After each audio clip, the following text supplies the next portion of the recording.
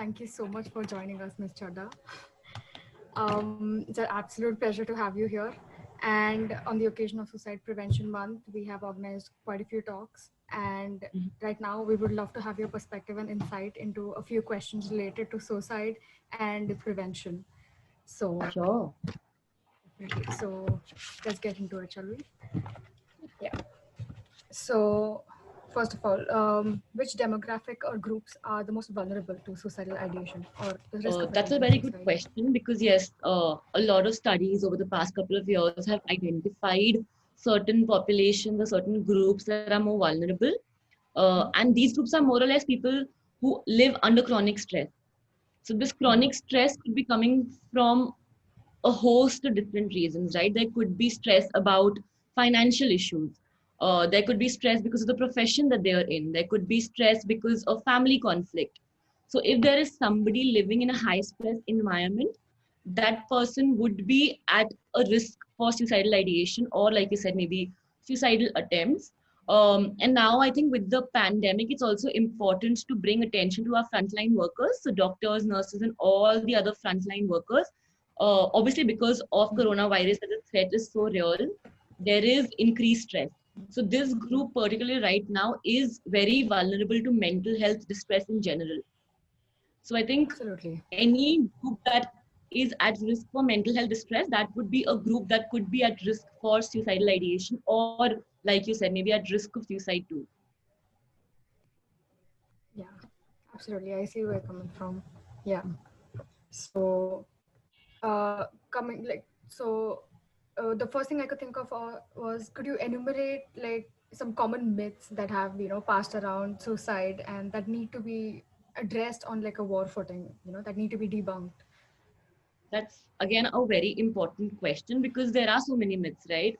I think the one that I've heard the most frequently is Yeah. that talking about suicide can maybe increases the chances that that person will commit suicide. So we shouldn't talk about suicide at all. And that's not true. As psychologists, one of the first questions we ask during intake is, have you ever had thoughts of taking your own life or something like that? So I feel like that's one myth that needs to be addressed on a war footing because we need to talk about suicide more. There's always this myth that if you talk about it, what if the other person, they're not thinking about it, but they start to think about it. But that doesn't Yeah. happen. Talking about suicide does not increase the risk of suicide. So I think that would be one.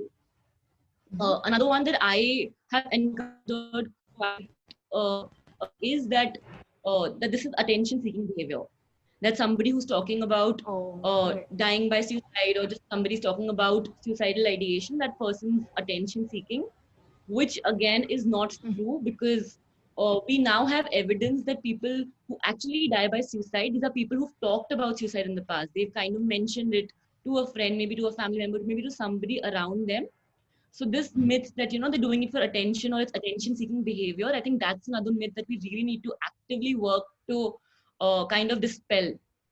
Yeah. And other than this, I think another one would be that again I've heard quite a few times is that these people don't care about their family, or it's an act of a coward, or all of these things, all of these judgments that people end up passing when something like this happens. And so that I just want to kind of talk about how when something like this happens, if a person is so distressed that they are contemplating dying by suicide, these are people who feel like they're burdened to their family. They feel like I am a burden, so my family or my loved ones are worse off because of me. So it's not them not caring about their family. They, in fact, a part of them, it feels as if it's harder for my family when I'm around. So it'll probably be easier for them if I'm not there anymore. So I think that's another one that we should dispel, that these people don't care about their Yeah. family, or these people don't care about their friends, all of those things. It's that this person is in so much distress and they don't have an outlet to kind of talk about their distress that's leading them to do this.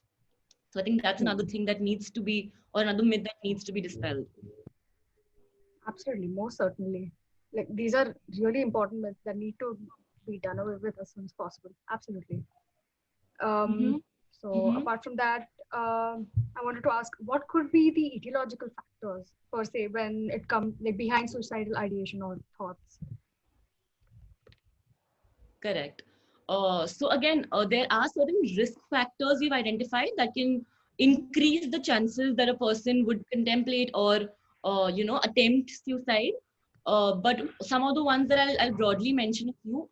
Yes, there is evidence that there is a genetic and biological basis to suicide, right? So if there is a family member who has died by suicide, there is an increased risk for their first degree relatives to also kind of contemplate or die by suicide. So there's definitely a very strong genetic basis. There's also a biological basis, in the sense that there have been certain structural and functional changes in the nervous system that have been identified that can again predispose a person to considering suicide. Apart from the biological and genetic basis, I also feel like there are very strong socio-cultural factors again. So again, if there is somebody living in chronic stress, if now, with what's happening right now with the current situation, there are chances of unemployment, there are chances of financial loss, there are chances again of chronic stress. There are people who also have mental health disorders, right? So there's somebody who has a mental health disorder, maybe say a mood disorder or an anxiety disorder, that also increases their risk for suicide or for dying by suicide. So mental health disorders, even a chronic or terminal illness, a physical illness, that can be an issue. Financial loss, any conflict in the family, any conflict in relationships, all of these factors can contribute to an increased risk of suicide. Okay, I see. All right. So apart from this, how do we, so the next question obviously would be, when we're talking about suicidal ideation and suicidal attempts and thoughts and everything, the first question that would come up is, how do we understand the fundamental difference between, suicidal ideation, suicidal tendencies, and someone who might actually take their life, you know? So, Okay, so before I can get into that, it's mhm, also that all three of these are linked, right? mhm, So if yeah, somebody is has suicidal ideation, they are also at an increased risk of suicide. It's not only ideation, so we kind of have to investigate that further. But okay. suicidal ideation essentially means that they are contemplating or thinking about suicide. So maybe they start. It's like Mhm, the first phase, right? Where mhm, they maybe start thinking, maybe I'm a burden to my family. Maybe my family is worse off with me. Maybe it'll be better if I die. So oh, they kind of start thinking about suicide. That would be suicidal ideation. And suicidal ideation in itself, it can be passive suicidal ideation, where they're not actively looking to die by suicide, but they're like, if mhm, something happens to me, that wouldn't be so bad. so So bad. if Okay. something has to happen, maybe it's not going to be the worst thing in the world. That would be what we call passive suicidal ideation. Active Mhm, suicidal ideation would be the second phase when they actually start planning suicide. So maybe this is what I can do. Maybe this is right. what I need to do before I do this. There is Mhm, planning that kind of comes into the context if there is active suicidal ideation. And again, like I said, that we need to take this seriously. Even if a person is showing what we call passive suicidal ideation, we need to address that further. It's not right. attention seeking behavior, it's not them just saying it. So that needs to be investigated. Of course, somebody who has suicidal tendencies is again somebody who's probably at a high risk of suicide because of the etiological factors we discussed, or Mhm, they've made previous suicide attempts. okay. So that would be Mhm. people who we call they have suicidal tendencies. Ah, I see. So that would probably be the main difference. But like I said, the three of Mhm, them are very closely linked. So we okay. need to investigate all three of them if they happen, or if we kind of come across somebody who's mentioning or talking about these things. Mhm. So the initial thoughts itself need to be considered as something serious. Yeah, For sure, absolutely, yes. definitely. So, I mean, leading to this, so what are the behavioral markers? So, in a suicidal person, like in a person that could be at a risk of attempting suicide, what are the behavioral markers that we could look out for in the perspective of preventing it? Hmm.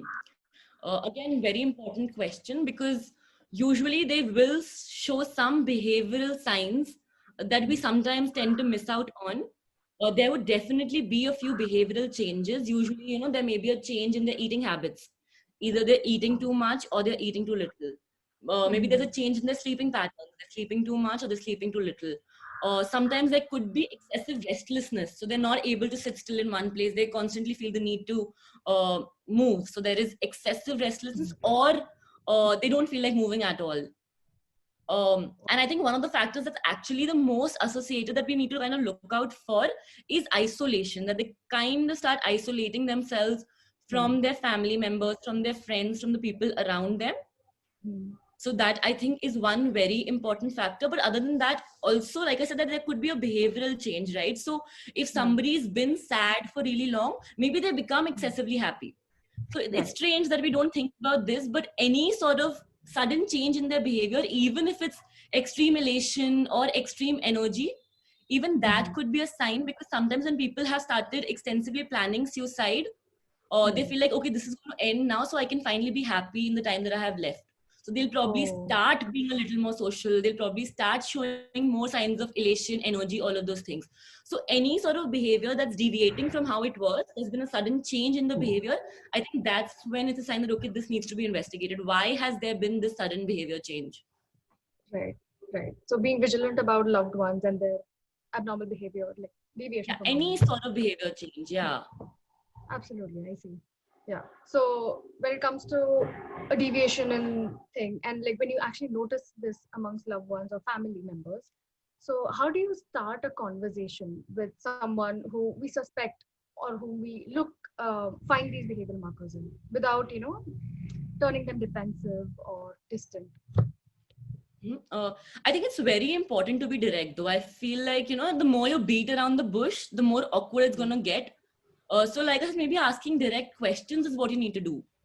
And when the other person shares, right? When the other person shares, we need to make an active effort to not shame them for having these thoughts. How could you think of this? How can you not think of me? Or things like that. That's usually our absolute response. Like it comes naturally. We kind of ask, how can you think of this? Or I can't believe you're thinking of this. So we kind of have these judgmental responses where we're shaming them. Maybe we're invalidating what they're feeling. Maybe we're minimizing what they're feeling. It's not a big deal. You'll get over it. Or something like this. Whenever there is this judgment involved, the other person can feel very invalidated, right? So they'll probably not open up to you at that point. So the best way forward would be to, I think, ask very directive questions and let them know that help is available. Not everybody is trained to have conversations about suicide, and that's okay. Maybe what you need to do is get them to a professional who's equipped with the tools to handle this kind of conversation. But I think what's important is to let them know, don't shame them for what they're feeling, but let them know that help is possible, help is available. It's possible for them to not feel this way anymore. I think that to kind of instill this hope that it can get better, there is help available, and making sure that they get the right professional to access the help. I think that's what is important. So unconditional support we need from our for sure. That's a good word you use, unconditional support. Essentially that's the end goal. Absolutely true. So as you have enumerated all the reasons and the ways in which we could look out for markers and everything, I wanted to ask you, would you say that suicide is related to impulsiveness?